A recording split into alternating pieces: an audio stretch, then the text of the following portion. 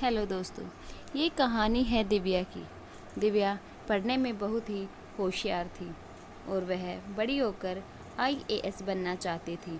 उनके पिता एक किसान थे और माता गृहिणी, लेकिन बेटी को आगे पढ़ाना था।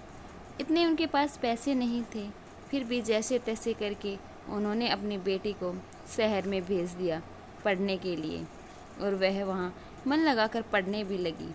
लेकिन गांव वालों से जो कर्ज ले रखा था अब वह भी चुकाना था। अब उन लोगों की उम्र भी हो चली थी, अब इतना काम भी नहीं होता था गांव में। अब उन दोनों की हालत बहुत ही ख़राब हो गई थी। बीच बीच में वो लोग बीमार होने लगे।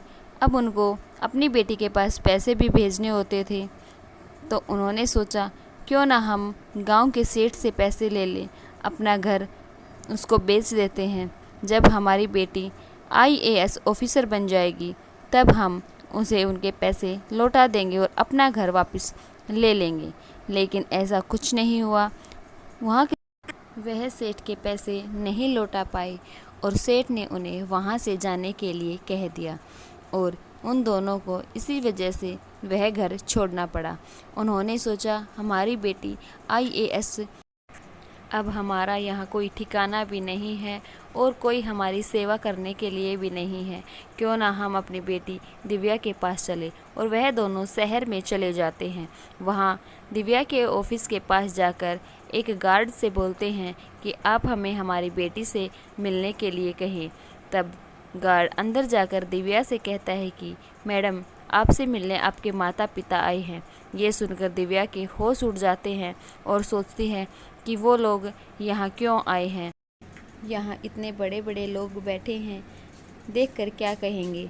फिर दिव्या कहती है ठीक है, और वह बाहर आती है और अपने माता पिता से कहती है मैं तुम लोगों से कल मिलूँगी, तुम यहाँ से जाओ और ये कुछ पैसे ले जाओ। और ये कहकर वह पास से निकल जाती है। ये देखकर उनकी माता पिता को बहुत बुरा लगता है और वह वहाँ से चले जाते हैं कि हमारी बेटी कितनी बदल गई है शहर आकर, और वह एक वृद्ध आश्रम में जाकर रहने लग जाते हैं। कुछ दिन वहाँ रहते हैं। फिर एक दिन दिव्या वहाँ से गुजर रही होती है और उनकी माता उन्हें बेहोश हालत में मिलती है।